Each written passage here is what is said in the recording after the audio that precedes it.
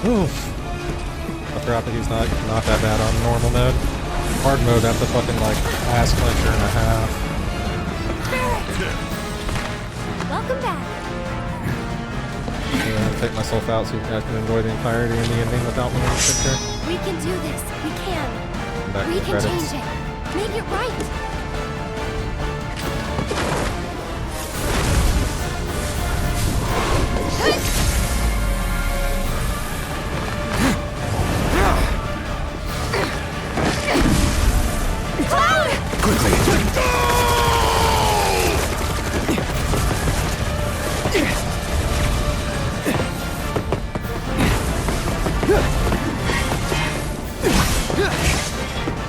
Zipping and zapping and dodging.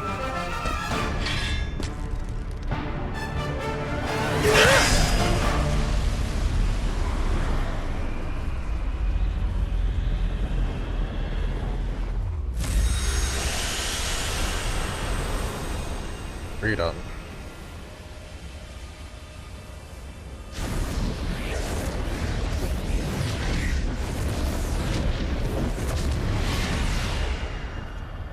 Only Earth into Disc 3.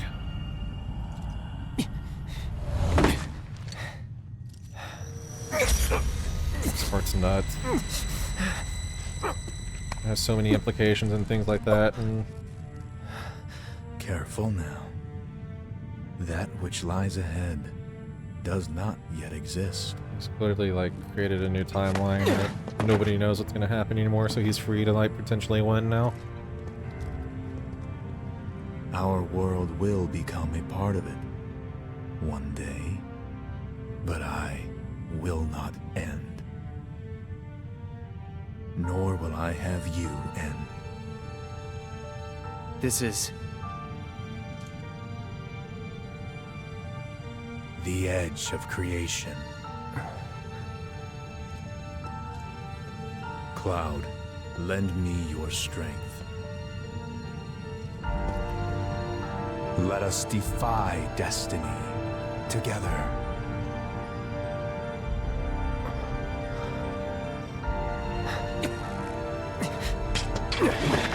never.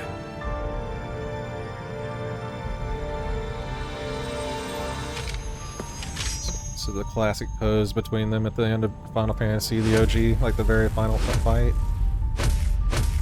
Fucking sick.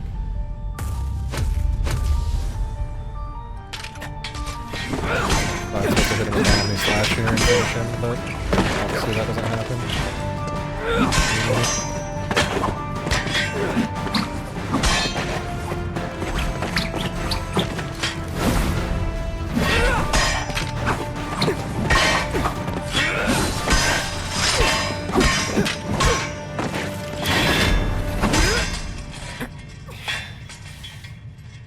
This isn't how it's supposed to happen.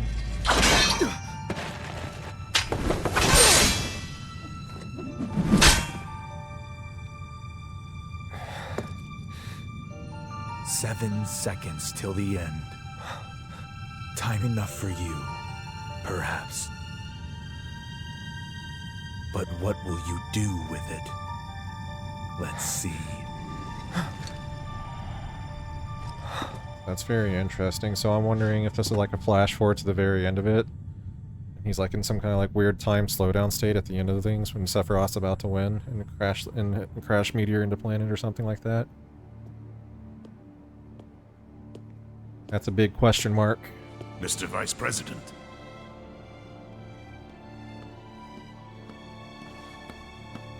Mr. President. That's right.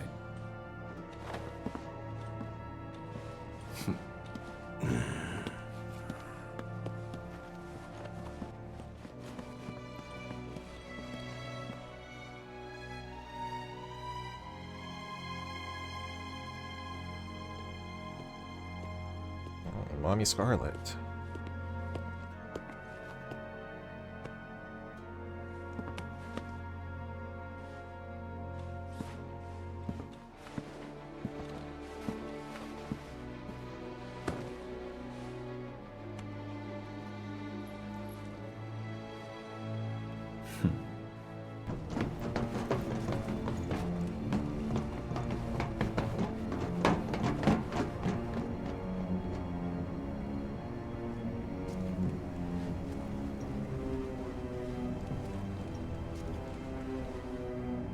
was gonna do another intermission playthrough, but I don't really have time. Like, it is a very short thing to get through Yuffie's story, but I don't think I have time before tomorrow. It's Final Fantasy XIV coming up later. Got Raid tonight.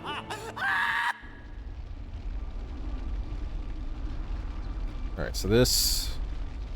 Pay attention to this, because this is where the multiple timeline, like, theory stems from, is this one scene right here. Zack is in some other dimension, because that does not look the same as the stamp that you see the entire time. The stamp you see the entire time is like a brown bugle, and that's clearly not it. Is that all of them? So prevailing theory for this scene is that this is an alternate timeline, an alternate dimension, kind of like they just went into to fight the Whispers, where Zack lives and makes it through this. Hey, Cloud. You see that?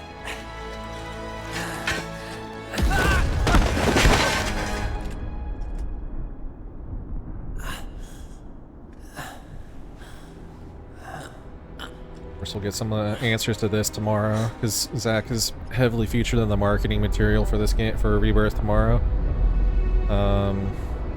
At the end of intermission, he shows up to Aerith's church, and everybody's all sad, and he's looking around for her, and it's like heavily implied that something, like the trade-off for him making it back to Midgar is that he can't meet Aerith, like something happens to her.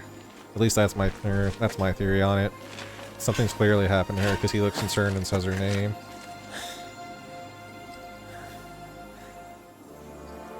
My theory is that they're destined to never meet again, like in the real world. Like they meet again at the end of Advent Children in the live stream. But my theory, my 2 cents on it is that he shows up and she's either dead or she's like seriously hurt. They can't have a happy reunion. Trade off for Zack living. Here. Thank you.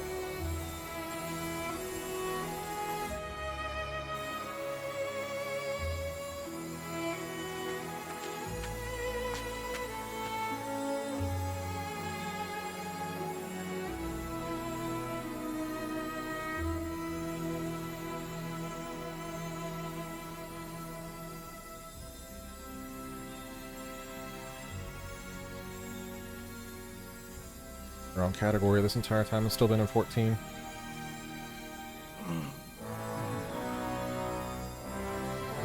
That's not supposed to happen either. He's supposed to be dead as fuck.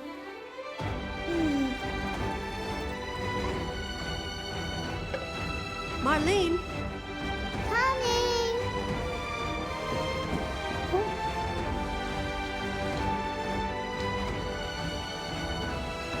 Daddy?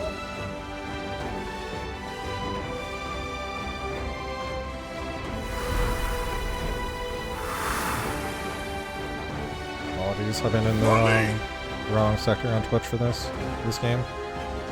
So Biggs is somehow back alive in I'll come back. Aerith's house. So that's going to be a big question mark now that he's somehow back. Survives the plate falling on him, and it brings the question if what Jesse now? survives too. The big question marks are Biggs is somehow still alive, Wedge may be still alive. It's kind of implied that he's like thrown out of the Shinra building, but you never see him and you never see a body, so who knows with that. Sephiroth. As long as he's still out there. I thought you beat him. Nope. We can.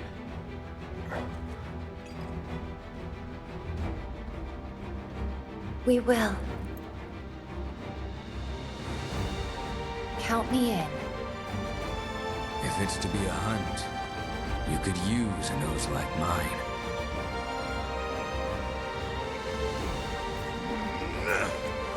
I'm in too. Bastard wants to destroy the whole planet, doesn't he? An enemy of hers is an enemy of Avalanche.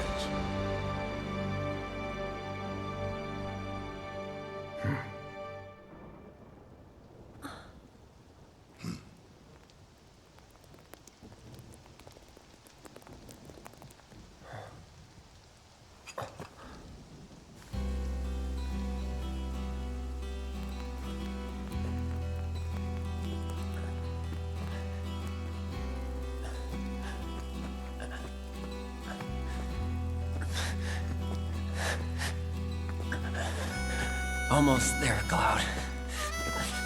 We're almost there. Very interesting what's going to happen tomorrow when this game launches and what's going on with this. Like, a timeline where Zack survives, like, what does that look like? What happens there? My theory is that Zack somehow, the things that he does in his timeline bleed over and infect this new timeline that they've just created by defeating the Whispers.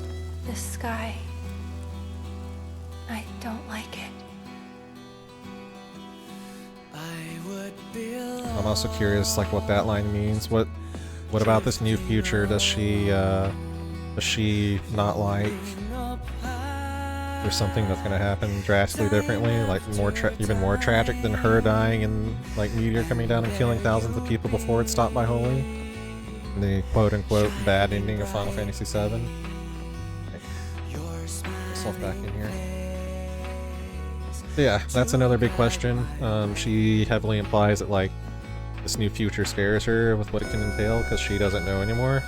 But again, like she has some ability, like from the start, she's displayed this like knowledge of the future. So either she's somehow bleeding over and like able to like commune with herself in the original timeline, or something. There's something weird going on there. There's a lot of question marks with Aerith and how they're treating her in this new timeline. He displays some new power to like calm people down and like show them something, but it's never shown what it is. He does it to Marlene whenever she's freaking out right before the plate collapses, and she does it to Red 13 whenever he's like angry at the group after he tries to chase down Hojo. So she's got a lot more that she hopefully will be explained. Like there's something more to her in this timeline now. Hopefully we'll see like some explanation like where this divergence in the timelines comes from. Possibly could be like whenever Cloud meets Sephiroth, like his hallucination there is actually Sephiroth poking at him from the live stream, fucking with the timeline and trying to alter it, because he knows that he loses in the quote-unquote bad ending of the OG7. Other question marks that we need to resolve are, like I talked about, Jesse and Biggs need to be explained. Like if Biggs is clearly alive, so what part in the new story he's gonna have is gonna be interesting. Let's see. Here's an end. We can discuss the intermission too at this point. So Sonon is presumed dead. He seems very dead after he's sacrifices himself for Yuffie at the end of intermission, but it's like not actually shown what happens to him. That's a big question mark. We gotta figure out like where Sonon goes and what happens to him if he's alive. What fucking Deep Ground wants with him and his body. Deep Ground is obviously back, like Weiss, you fight fucking Hollow Weiss, but it's shown that he's out there somewhere doing something. So Deep Ground, Weiss, and Nero are back. Nero, you don't actually finish off. He escapes after Yuffie beats him. So that's an entire plot point that ties into Dirge of Cerberus that they're gonna like tie into this new timeline now too. What else? Hopefully an explanation of what happens with if you get the Aerith scene at the Flower Garden in Chapter 14. Hopefully some more like she reaching across the live stream. Like there's a lot of weird powers that Aerith has in this timeline that she never had in the original that they will hopefully expound upon, like beyond just like having hand waving it away and saying, oh, ancient powers. No, it's exciting. They unshackled themselves in the original timeline and they're like free to make their own story. I think that we should probably treat what's coming tomorrow as like a sequel, like this entire trilogy that they're making is like, yeah, it's kind of remaking, but it's also like clearly got the new like alternate timeline stuff with Zack and things like that, so it's a sequel, and I think they might be shooting for like, this is what maybe the good ending that maybe they were thinking about back in the day. Again, the original ending is like considered like a bad ending, like the bad timeline. You have geostigma prop up, and like humanity eventually gets to the point where you see Red 13 at the end of that one scene where it's like completely extinct. Midgar is just overgrown with vegetation, and like the only people around him are Red 13 and his children. Yeah, there's a lot of question marks, and hopefully tomorrow we're gonna start getting some answers. I'm gonna take myself out of this. I don't think intermission is happening. I don't really have the time to like do a whole playthrough of it, I don't think. It is like a very short thing. I could probably do it in like the course of a day if I sat down and devoted myself to it, but it's probably not gonna happen, so that's unfortunate. It's something for me to think about next time whenever Game 3 comes out and I do the replay, is to like give myself a much bigger buffer of time to do this with. So yeah, I apologize, intermission's probably not happening. Alright, so here's post-credits. Actually, is it post-credit? Actually, no, there is no post-credits for this.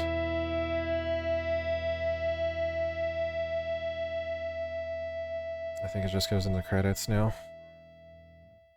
No, I'm excited tomorrow. Hopefully you guys are too. Hopefully you guys are like willing to come hang out with me. I'm definitely going to be devoting a lot of my time whenever I'm not on scheduled Final Fantasy XIV rating to the completion of this game. So I'm really looking forward to it.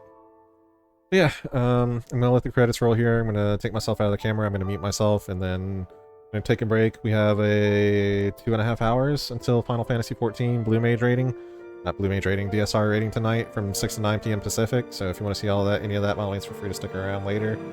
Yeah, I'm just gonna let the beautiful credits and the music play and all these scenes, and then, yeah, I'm super excited for tomorrow. I can't wait for my copy to get here. I can't wait to dig in and start. Like, Rebirth is my #1 hyped game of the year by far. More than Like a Dragon Infinite Wealth was, more than anything else. More than Dawn Trail even. Like, I care more about Rebirth than I do about Dawn Trail for Final Fantasy XIV, I'll be honest. So yeah, I'm gonna stop the camera here. I'm gonna let the rest of the credits roll, and I hope to see you later. Have a good rest of your Tuesday, and I hope to see you tonight for Final Fantasy XIV rating. Peace out. Bye.